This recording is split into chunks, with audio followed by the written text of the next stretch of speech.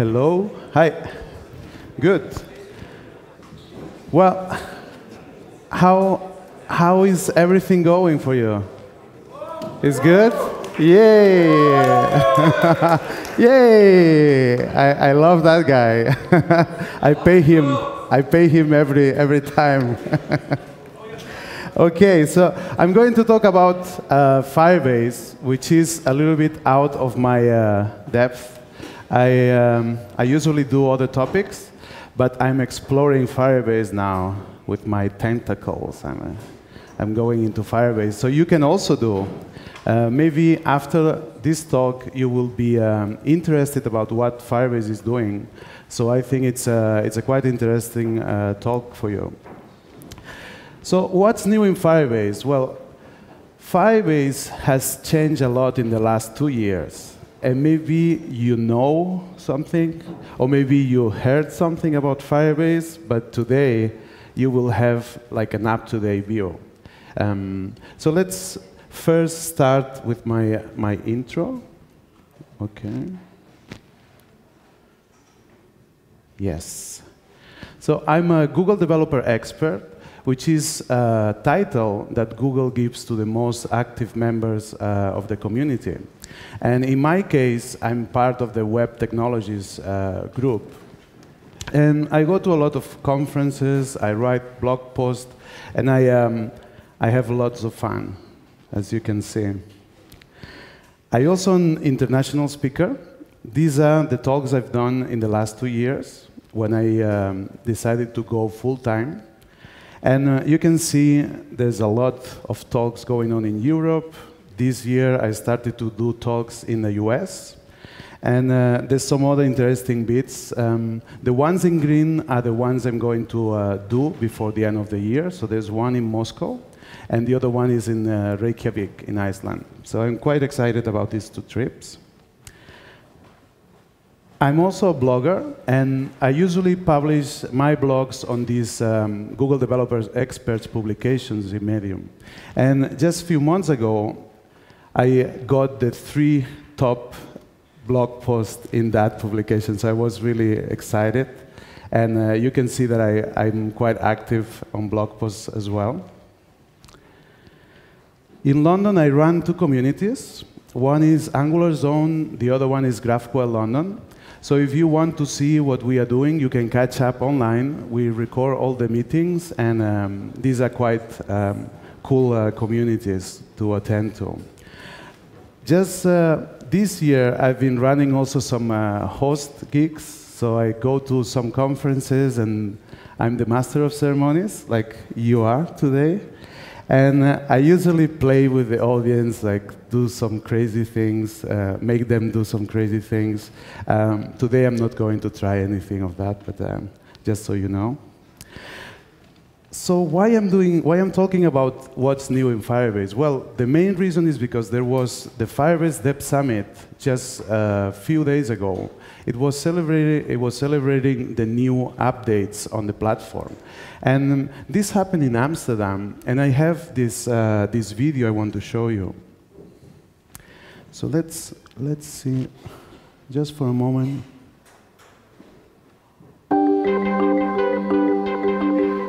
That's a wrap for the Firebase Summit. It's a little bit emptier than it has been the last day or so. Oh, but there was actually an event going on, right? Yeah.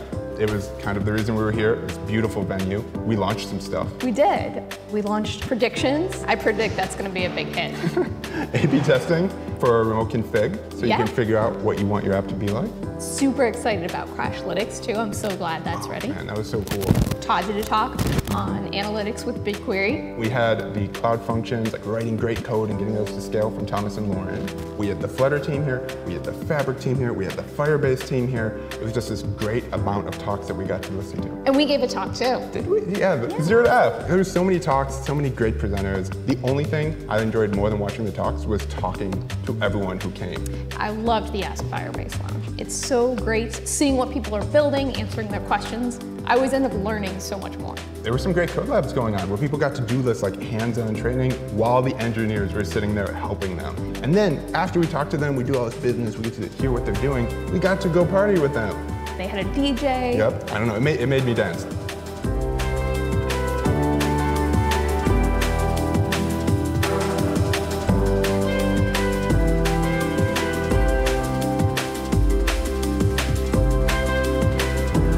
Let's do it again next year.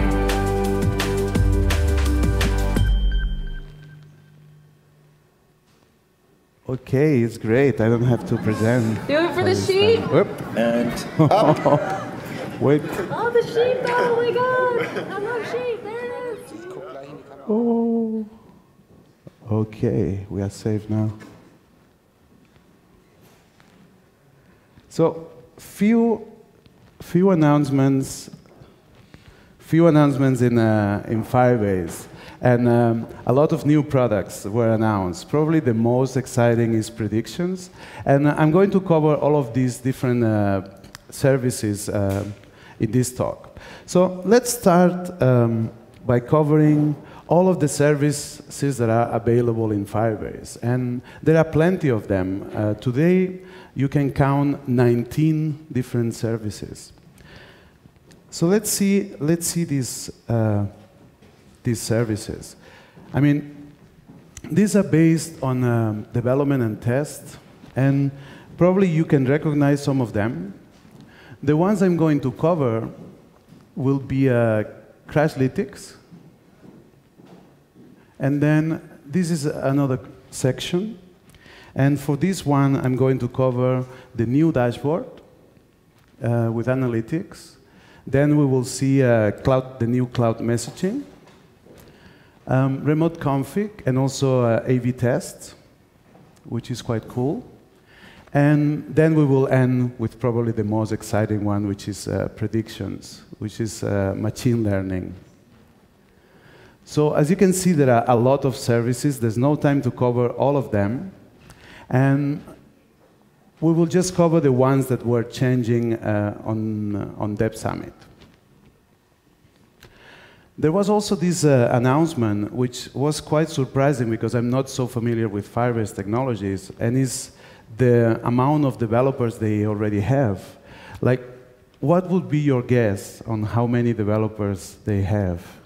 I mean, you probably will be wrong, because today they have more than 1 million Firebase developers, which is quite a lot of people. So let's start with the first announcement, and this was the announcement of the new console. And the new console has been going through different changes. A lot of them are based from the Fabric team. So Google acquired Fabric early this year, and they have been working together to introduce changes and all the knowledge and expertise that Fabric has today. So let's see the first. Sorry. So the first one is the new design. So that's the dashboard that we get when we go to the Firebase console, and we can see that there's a new organization on the menus. This is also because we have so many options, and they have been regrouped. And I'm going to show you how that looks today. I created this small video. So you can see on the top, we have the project. And then from there, we have the different actions that we can take for different teams, probably. You will have different teams focus on on those features. And that will help to find what you want to achieve. So basically, that's a small change. The first thing that you will see when you open this new console is the project home. And there are a few key metrics that you can see from this initial page. The first one, it's pointing you to this, let me check it, these daily active users, and we can also see the trend for monthly progress. Then there's also the important information of how many crash has been going through on a daily and monthly basis. So this is the first view we have once we get into the console, which is pretty cool. One addition that comes from the Fabric team is the view from the latest release. So every time that we release a new version of our app, we can see how it's going. And one of the main information will be the adoption rate. And there's also this new card, which is the live information. So you can see actually what the users are doing at that very moment. And for each release, we also get some extra information, which you can see here at the bottom. And that will point you to a specific version of your app. And then for this, each release, you will see the number of active users, you will see the engagement, how people is enjoying this new version, and then we also get the information about the crashes. So you can also see the stability of the new version. Maybe you want to decide to roll it back. So that's also cool. A new change that we can see is on the dashboard, and this is the analytics bit. And we have this new car structure. We have all the information that's been tracking our app in different key performance indicators. You have this view. We also, again, have the live usage, so we can see how the users are interacting. And then we also have this information, which is usually responding a question. So it's much easier for new members on our team to see what's going on. Probably the most interesting is the new live data information. And you can see this map where the users are using our application, and we can see different aspects of it. If we have time, I'm going to show it live. Probably you cannot see that's North America. And then that information is shown by different devices, different versions, and all the common data that you want usually on this kind of dashboard. So that's the first section, the new console and the new design. And probably you recognize some of these changes immediately. And the next thing I want to cover is Crashlytics. So Crashlytics is the new addition due to the integration from the Fabric team. And they have brought all their knowledge and expertise, and some of the main dashboards are coming from their tool. You can see this guy trying to catch the different bugs. And this is mostly what happens when we release a new version. We just want to know if something is not working for a specific device. We want to catch that as soon as possible. And we will see that we have some tools, new tools, as notifications that will alert us very quickly when that happens. So we have the announcement of the beta release of this Crashlytics. I'm going to share a link so you can opt in to this version of the console. And the most important thing is probably the real-time crashing tool. So as your application receives or gets in trouble, you will be able to follow and see what you can do with it. The main thing that it allows us is to track and prioritize the different bugs in a way that it's really easy. So let's see the dashboard for Crashlytics. So what will Crashlytics do is we'll group these different issues that our application is under threat, and it will just stack the same issues by looking at the stack trace. So it's doing some smart grouping, so you don't have to go through a long list of bugs. There's also some interesting tags that it adds to these bugs, so you can decide if you want to take action in a specific version of the product or target some specific device. And these are called significance badges. And these are created automatically for you, so you don't have to look into those issues trying to figure out this information. So we can see we can see here, maybe it's not so clear, it's a little bit too bright, but these are the information going through crash-free instances. So we can see that the application is mainly working for our users, and they haven't experienced any issue so far. Then the next one is all of the different events that are happening. So that's also quite interesting. That's obviously looking at the issues. And we can see some crashes there. There's also some non-fatal errors, and also all of the users that have been affected by those. And the numbers is not so clear here on the screenshot, but these are numbers on 10,000 executions, so it's quite low. We only have 400 issues for this example. Then at the bottom, we have actually the information about these issues, and it's pointing to the line of the code and also giving some extra info. So let's look into that.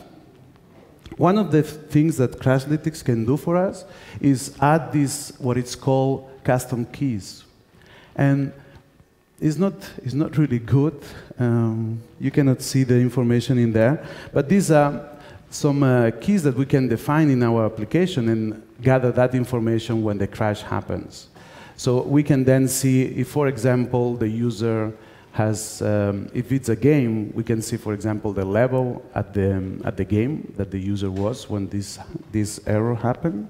Or we can also see, for example, what's the size of the device, of the screen of the device, some other information on the actual state.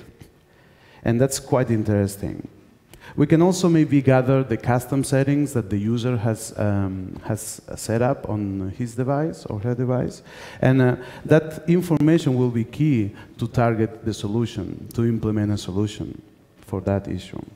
There's also some other information, and these are coming from the logs. And we can see that section there for the keys. For the logs, it's all of the actions that the user was taking, so it gives you more context on what was happening before the issue maybe crashed the application. And then we can see some extra information on the actual action that was being taken at the moment of the crash. And this information, both the keys and the logs, they will be added to this panel for us. So that's quite interesting.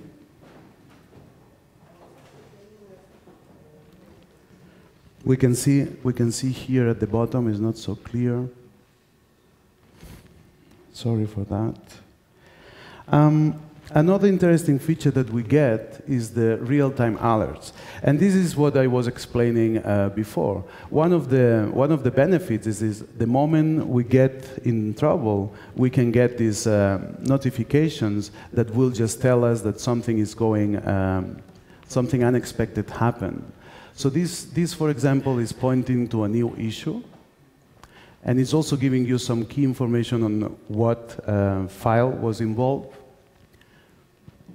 That's a regression issue, also showing you the version of the app, so that's also interesting. And maybe sometimes it's a fatal error. Maybe the user is not able to use the application anymore, and that's coming in a different format. So that's going to be delivered in real time as it happens. So you don't have to be following, the dashboard all the time. So that's now something that you can use. Another interesting option is using automation.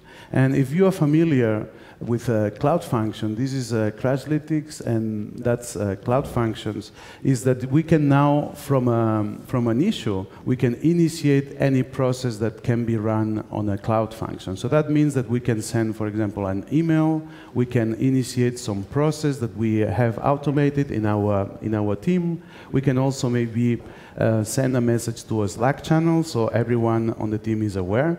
So this is also quite powerful. So that will make the second section of these new features. The next one I want to cover is cloud messaging. And this is a quite impressive feature that they have implemented in the new version of Firebase. So let's see how this works. So this is actually a free service that we can use to deliver messages to all of these devices in different platforms, and that we can set up, and they will all get that information. So you can see here a small diagram of that working. One interesting thing that we can do is not only send this to every device, but we can target, and from these images I want to point you that we can target individual devices, we can also target groups, or even topics that we can define.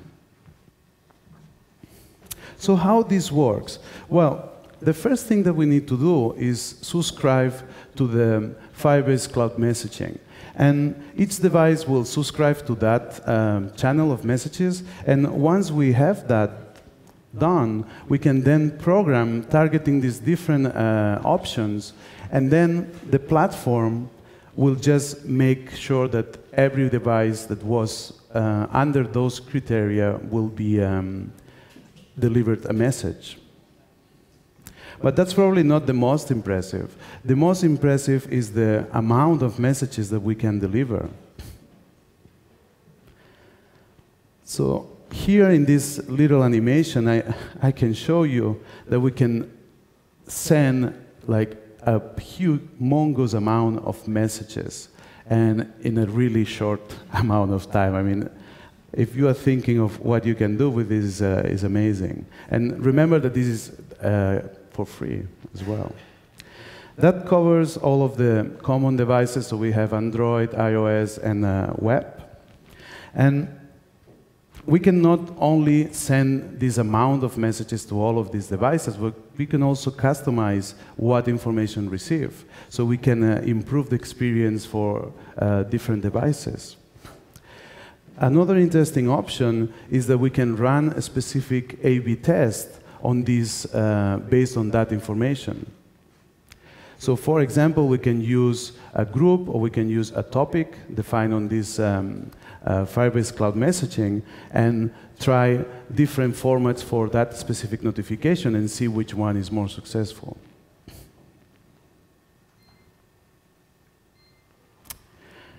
Let's cover another new update.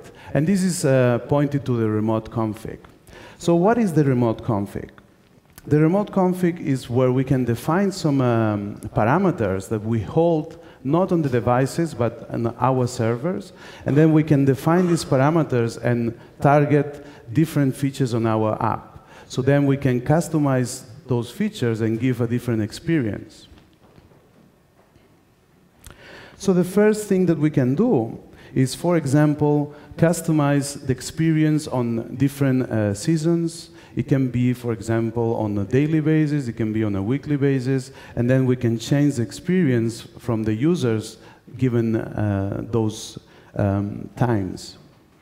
So for example, we can start sales, we can start specific deals. So that's some new features that we can access with this remote config.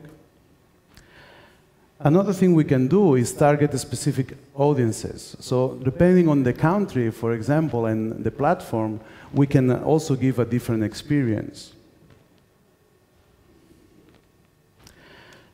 One thing that the Firebase team announced is the new framework for A/B tests. And we can see that in this slide. So what we do when we run this A/B test is we will find what the configuration, what these parameters had more success. So what we will do is pick two groups, use one as a reference and another one to introduce a new variation. And then over time we will track the performance so we can decide which option we want to go for. This is called, for this new release, is called experiments. So experiments will be giving you all these different features. Let's see how we can set these experiments. So the first step is setting what is called the experiment basis. So that's just giving it a name, and a description. And from this point, we will just target the experiment that we will run for a specific set of applications and devices. From this, we will pick how many of them we want to affect. Obviously, when you want to try these different variations, you don't want to affect all of the users. You will just target a small amount. That's also why it's called experiment, not releasing a new feature. So you just try that experiment, and then if it's successful, then you want to apply it to the whole user base. On the second step, we will define what is called variants. And obviously, we can start with just one, and that will be introducing this new effect. The way we do that is introducing these parameters. And these are coming from this remote config that we were talking before. In this case, I have these two parameters. One is the text that you can see when you sign in. The other one is the color that I'm using in a specific section of the app. And then I want to see how this new message and the color is affecting the usage and the retention for the app. So then I will create these variants and then see how this affects, how the users engage maybe more or less with the application. The last step is setting the goal. You need to set a goal so you can see that there's an improvement on the behavior. So here we are looking into the signs-ins. So we are looking into how many users decided to sign in our app. And then we can also set some other information that will give us some extra context to this data. Here we have engagement, retention, and cache-free users. So we can see the readings of these different metrics while we are looking at the goal, how many of these people in the experiment did finally sign in. If we look at the panel that we will be evaluating the experiment, it looks something like this. Unfortunately, we cannot see the figures there. But more or less, I can explain it. So we have in this experiment, we have only one variation. And for that variation, we are looking at the retention and some other metrics. And that's going to give us enough information to decide if we want to apply that to the final release, so it will be affecting all of the users. So that's also a new addition. If we look at the data there, at the top we have the improvements. So we can see if there are improvements or not. And then for the first metric, we can see how is that evolving with the different information we pick from the context information. So here we have how many will be improving the group control, and also how many improve the retention rate, and how many users actually sign in on that previous example. Another interesting thing that we can do with this A/B test is use those for notifications. So while we are using the Firebase Cloud messages, we can also run A/B tests, which is also quite interesting. So we can customize the messages that we are using. We can customize the content that is getting into these notifications. That's also in the new release. Finally, what we have is predictions. And this is probably the most interesting one. And I'm going to explain a little bit how that is working. So Google, as you may have seen, has been investing in machine learning for the last few years and applying some of this machine learning to different products. So in this new release of Firebase, they are giving you access to that knowledge. And you can use it in the different services from Firebase, which is quite powerful. One thing that predictions can do is find different groups in a way that they can then be used for different sections of Firebase. So these are some dynamic groups that will tell you how are the chances for that specific group to leave or stop using the application? How many of these dynamic groups will be likely to spend money in an app-in purchase? And how many of them will not spend money on it? So we can then use these groups, which were generated by predictions, to initiate some actions. And let's see how that works with a little bit more detail. So what we will start using is all the behaviors and all the different actions that the users are taking while using our apps. We will just gather that information and give it to predictions. What we want to do is be able to know when we detect some pattern that will mean that the user is disengaging with the application or is not going to actually remove the application from the usage.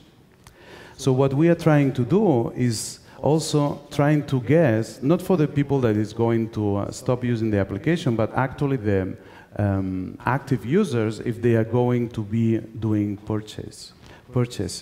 So in this example, you want actually to be able to find which ones are not going to buy or which ones are going to buy.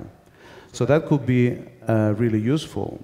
And the way we are using that information coming from predictions is that we will change the experience for the users in those groups. So if, for example, there's a user that is behaving in a way that it's probably going to remove the app, we are going to engage him, giving some discounts, or just trying to get him back to the regular user.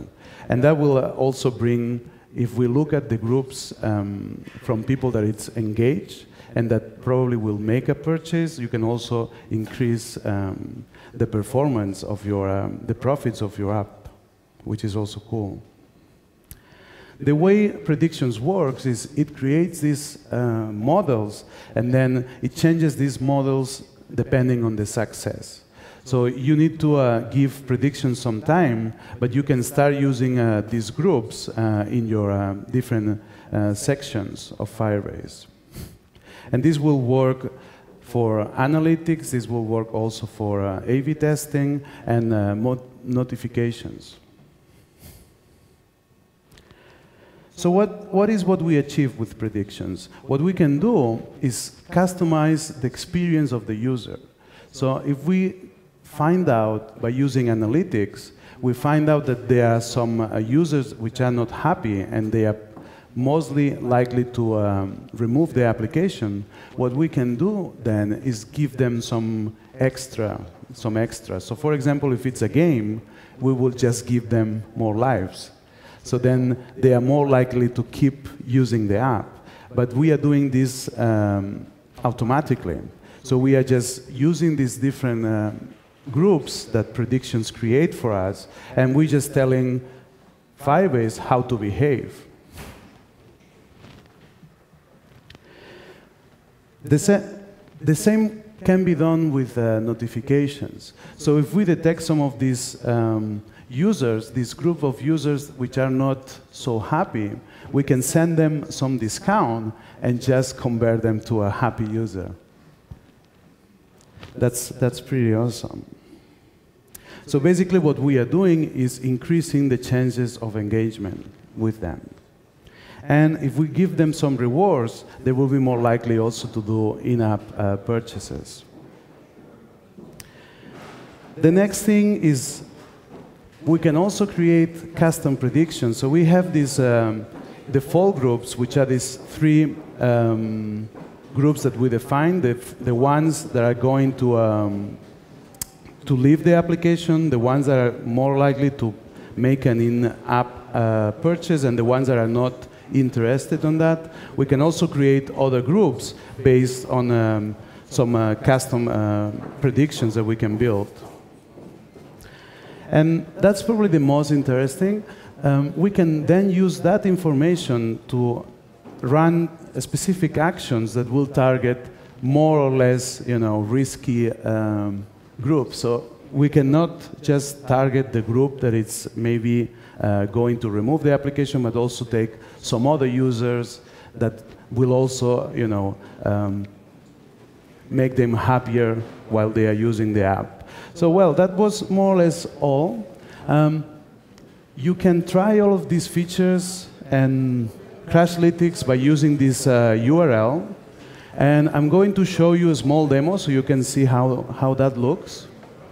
There's also these code labs. I'm going to share the slides so you can check them later. But let me just show you in a moment how that looks.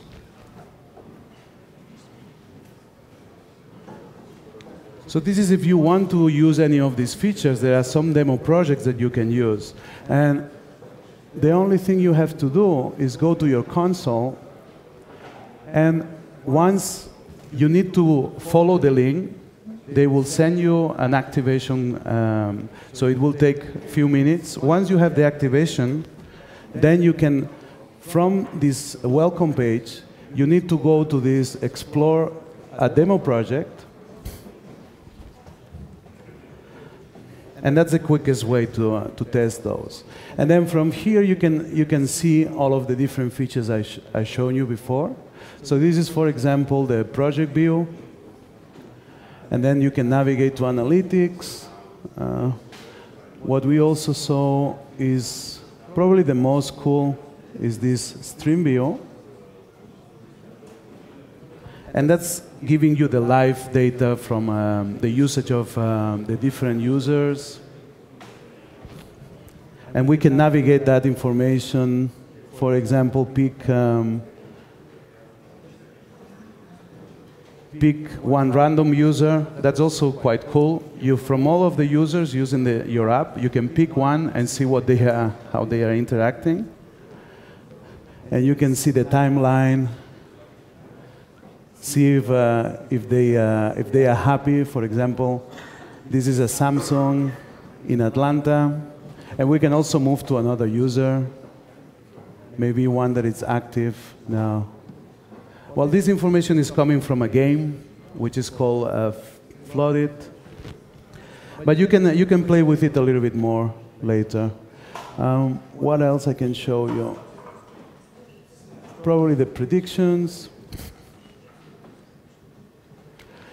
So you can see 37% of the users may be in a phase where they will remove the application. And then over here is the retention. So these are the users that will keep using. This is for this game. So well, that was pretty much all.